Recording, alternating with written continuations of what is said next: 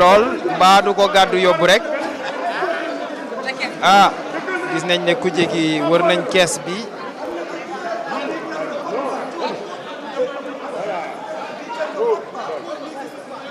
ñu ngi xool ñu ngi laajte am na papier boo xam ne jox nañ ko le président de l'Assemblée nationale qui est en train de le consulter pour voir si c'est une procuration, voir également de l'authenticité de cette procuration avant de quand même procéder au vote. Farba Ngom qui insiste également donc, sur l'authenticité du document. Le président de l'Assemblée nationale qui montre le document. Le président de l'Assemblée nationale qui est en train de donc visualiser, de constater le document avant de donner sa version, sa position par rapport au papier, au vote.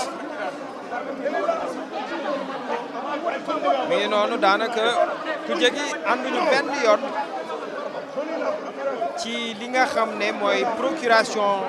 bu Aminata Touré pour ñu mën ko woteel kayit gaa ngi noonu président yore ko. Farba Ngom également qui insiste à ce que le vote soit accompli parce que jàpp na ne procuration bi dafa légal pour mu mën a wote. L'opposition nag Guy Marius Sagna ak i ñoñam Abbas Fall Barthélémy Diaz Guy gàddu na kees bi Guy Marius Sagna gàddu na kees bi Guy Marius Sagna gàddu na kees bi mi ngi yóbbu kees bi Guy Marius Sagna mi ngi yóbbu kees bi Guy Marius Sagna jël na kees bi ñëw na ba ci siège am mu taj ko fa Barthélémy Diaz mu ngi ci wetam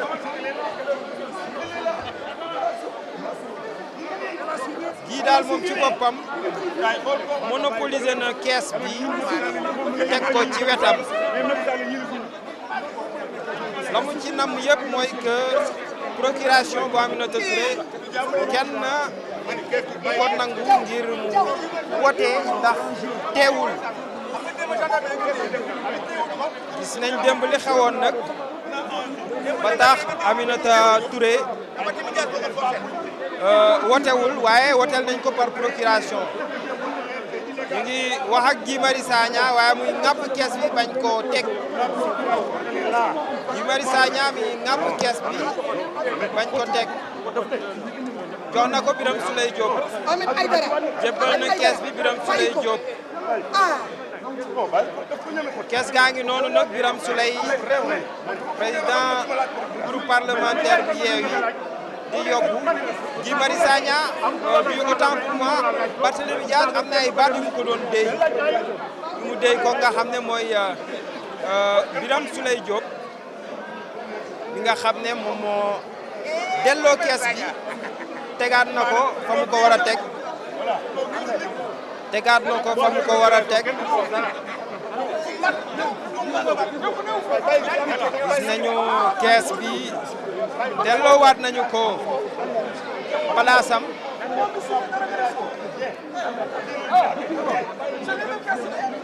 Guy donc qui refait sa scène d'hier bi nga xam ne mu jëwul woon antu cette fois-ci nag récupéré na ko waaye lañ ci mën a rafetlu mooy delloo na ko delloo na kees bi actuellement nag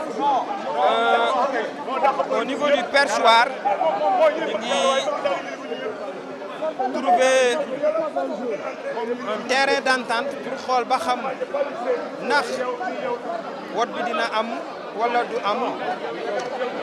ndax Aminata Touré procuration ba mu jébbale danañ ci sukkandiku woteel ko am déet ba léegi ñu ngi ci waxtaan yi ñu mën a seetlu Farba Ngom moo ki nga xam ne mooy Ahmed Aïdara ñu ci sànninte kaddu ci wetu président de l'Assemblée nationale Abdoulaye Daouda Diallo mu noonu ci ginnaaw Farba Ngom également jéem a négocier à ce problème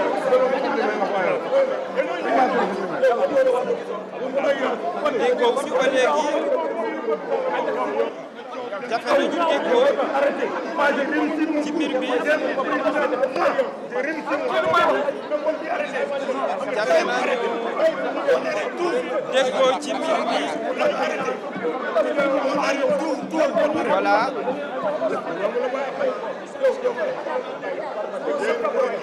jusqu'à présent on négocie le président de l'Assemblée nationale donc qui donne ses impressions à Abdoulaye Daouda Diallo et également à Abdoulaye Seydou Sow. Ils sont en train d'échanger. Farba Ngom qui persiste également sur sa position. Barthélémy di ko feeru ci wet gi janoog moom ko sandi ay kàddoom.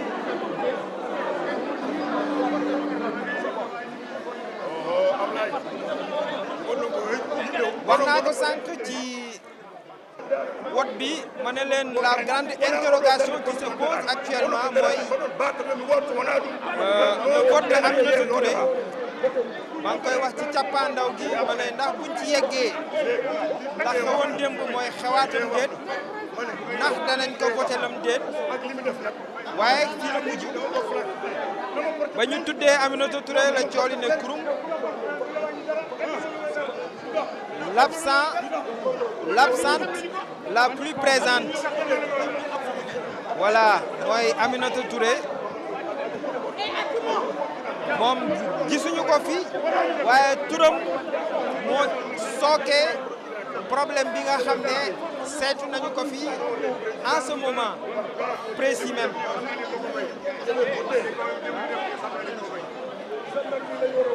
Jusqu'ici le vote se déroulait normalement. Il faut le rappeler ñëpp voté nañu ci tekk ak tey boobu ba tey à part quelques incidents yu ci noté sur le vote par procuration ñu ñëw nag ba ci Aminata Touré lépp taga tembe ba jamono ji nag ñu ngi jéem a xool nan la ñuy def nag ba trouver terrain d'entente par rapport à ce problème.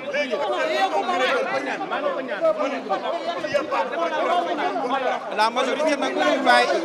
ñu xëccoo et il faut rappeler qu'il y a des absents, des députés qui ne sont pas présents et parmi lesquels ñu gis ci 3 députés yoo xam ne on a voté pour leur compte mais par procuration. Il s'agit de la doyenne d'âge de la coalition Benno Bokk Yaakaar Aminata Ndir nga xam ne docteur Malick Diop moo ko voté par procuration. Il y a Cheikh Tidiane Gadio également nga xam ne dañ ko voté par procuration. Il y a Abdou Mbow également bi nga xam ne dañ ko voté par procuration. Le reste nag des députés absents lu mën ci nemmeeku ki nga xam ne mooy Woré Sarr moo mujjewul wote Ahmed Aïdara bëggoon na ko woteel mais dañ ko bañal parce que amul procuration ba ci bile di Aminata Touré député Aminata Touré mi nga xam ne moom it dafa absent mu war a procéder au vote Farba Ngom ne moo koy woteel présenter une procuration. Elle n'a qu'à me porter plainte. Non, falsification signature. Non, oui, madame, signature. Nous avons signé sur la place. Moi, c'est qui c'est. Mané. ba mooy baax man baax. Farba Ngom a ngi wax noonu. mayu ma ko sinon il y aura pas de vice-présidence.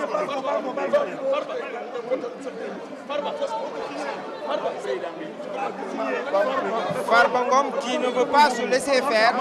qui refuse de se laisser faire, qui se bat pour que le bulletin de Aminata Touré soit mis dans l'urne. nee na bañu ci dara bulletin boobu de faaw mu dugg ci urne bi. dafa signé. man yoruma procuration dama difficile alors d'arrondir les angles. dem bu difficile d'arrondir les angles. parce que ba léegi jubawuñu ci kàddu. Ça fait une quinzaine de minutes. Ça fait une quinzaine de minutes. ñu ngi négocier. ñu ngi négocier. waaye kenn bëggul bàyyi moromam mu dem. Guy Marius Sagna nag gisuñu ko ci mbumbaay bi mu ngi toog place am rek ni ngeen koy gisee ci image yi noonu moom mu ngi def tekkaaral gannaaw nag ba mu gàddoo kees bi ñëw teg ko fa mu toog nii benn moment kii nga xam ne mooy Birame Souleye Diop donc le président parlementaire de la coalition Yewwi Askan Wi ñëw nangu li nga xam ne mooy kees bi l'urne delloo ko place am boobu ba léegi nag gii mi ngi toog place am def tekkaaral.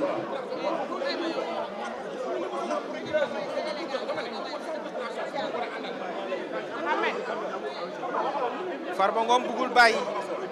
bañ na bàyyi ngi noonu moo Abdou Bara Dolly Mbacké ci perchoir bi avec notamment Ahmed Aïdara Oumar Youm également wax ci ñu jéem a waxtaan xool nu ñuy def ba trouver terrain d'entente mais il s'avère difficile quand même d'arrondir les angles actuellement.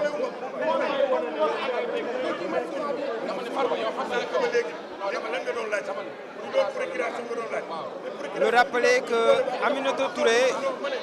mooy l'absente la plus présente parce que li xew nii yëpp turam bi ñu tudd ngir mu war a wote bokk na ci li ko sookee.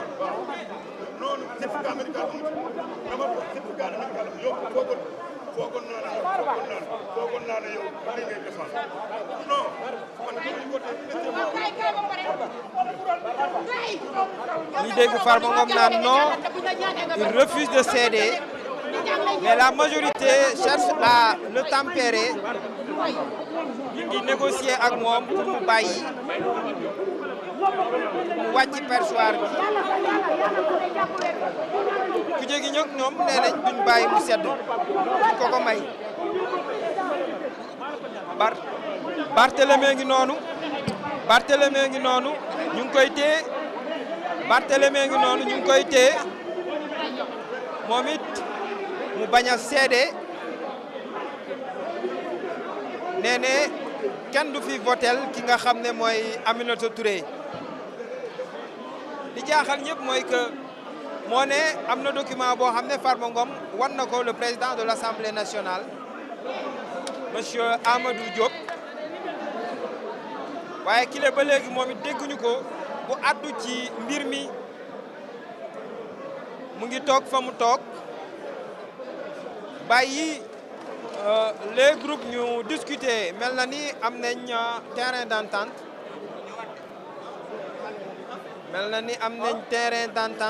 les députés regagnent leur siège.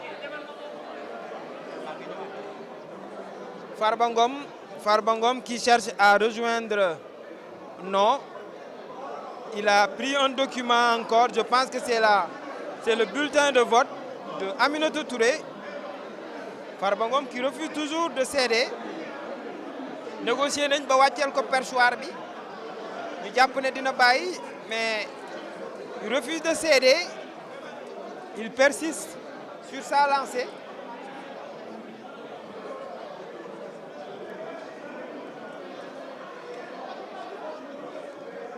Voilà, il a regagné donc son siège. Farba a regagné son siège. ndax bàyyi nam déet ndax stratégie là ou pas on attend de voir de toute façon fii ci Dakaractu lay leere restez scotché ñu toppal leen mbir bi ngeen am ci information yi gën yu wér yi ngeen dul natable xam naa ne sorewul lool kees bi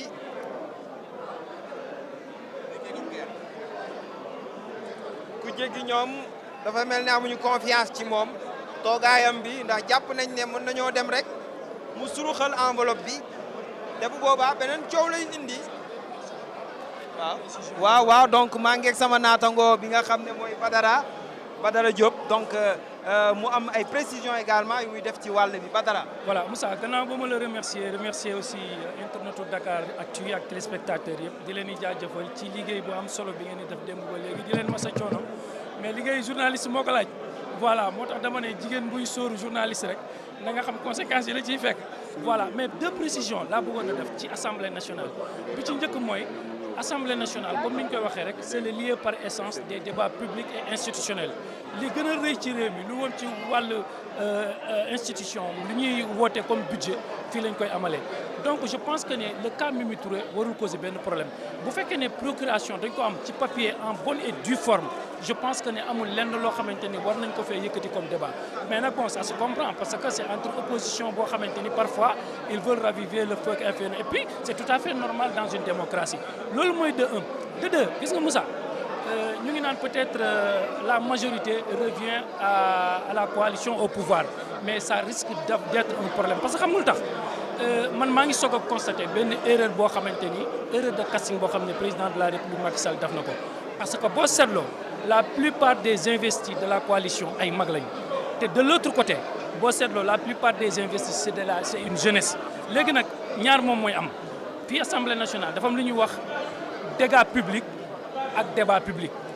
public bi mooy ñi nga xamante ni ñoo ëppale voix dem convenablement voter affaire bi jàll dégâts publics mooy c'est à quoi on assiste présentement ñëlee mën nañ utiliser seen force jeunesse ku ci mel ni GIF Marième Sagna bu fekkee ne dafay jël urne bi kenn mënu ko tere Barthélemy bu joxee tey ji ne dafay guux ñaari pas ay Farba Ngom ak yooyu kenn mënu leen ko téye donc Benno Bokk Yaakaar Macky Sall erreur de casting bi mu doon mooy il devait davantage investir la jeunesse bu ko defee ñoom ils peuvent faire face cette jeunesse à celle de la coalition de l'opposition donc ça ne sera pas facile. Ça ne sera pas facile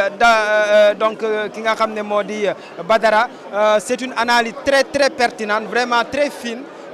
mais laaj bi Badara mooy tey dañ gis démb li xewoon ak procuration bu Aminata Touré Farba Ngom indi ko wote ko après ñu dégg ci suuf que ne Aminata Touré dane buñ ko woteel procuration daf ko joxe ba pare bëggoon ko récupérer donc tey lii bu amee est-ce que lii xaarandiwuñu ko woon tamit également ñu taxaw ci contrainte bii nii ndax li ñu gisoon démb. je pense que assemblée nationale boo seetloo nomenclature bi ñu fi nekk jëlee ko ci Mame Diop peut-être que Mame Diop public bi xamuñ ko bu baax mais c'est un homme averti c'est un intellectuel de surcroît ñi fi nekk ñëpp daanaka ñu ngi seen deuxième mandat ñi seen troisième mandat Mimi Touré kilifa la te je pense que ne Sénégal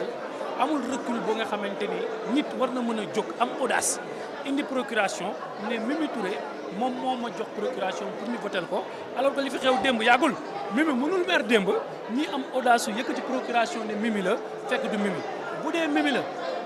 Mimi dina génn lu yàggul léegi daal di confirmer wala infirmer bu fekkee ne nag dëgg la ak du dëgg lu ci mënti am moom mooy ki nga xamante ni moom moo yore mbéjum kanamam moom moo koy fajal boppam mais ci sama gis-gis comme ni ma ko doon waxee rek actuellement presque tous les sites sont en direct presque toutes les télévisions radio plateforme ñi nga xamante ni ñu ngi ci presse bi yëpp ñu ngi en direct Farba Ngom je pense que ni amul audace su jóg en tant que membre de la coalition présidentielle jóg yëkkati procuration devant le président de l'Assemblée nationale la deuxième institution de notre pays ne Mimi Touré moom moo ko jox après mu ne moom da koy nangu je crois que ne loolu vraiment jaruñu koy wax ñii mënoon nañoo voter en attendant l'avis de Mimi Touré pour xam moom moo joxe procuration wala mais je doute que ne Mimi joxul procuration Farba am audace jóg ni day da koy voter par procuration. tout à fait mu ngi noonu leer na mu di suñu naataango Badara Diop. également di def liggéey bu mucc ayib également ci kër gi Dakaractu ñu koy saluer Farba Ngom ngoogu jogaat na muy noonu jogaat na bëgg wote ñu téye ko Farba Ngom ngoogu bu forcé wot bi waaye soxna si ci wetam empêché na ko voilà donc les choses se calment ni ko Badara waxee rek réew dafa mel ni état de droit day doxe ci ay documents. C'est la fin de la liste pour le vote des vice-présidents du bureau de l'Assemblée nationale. Merci. mën a justifier souvent certaines positions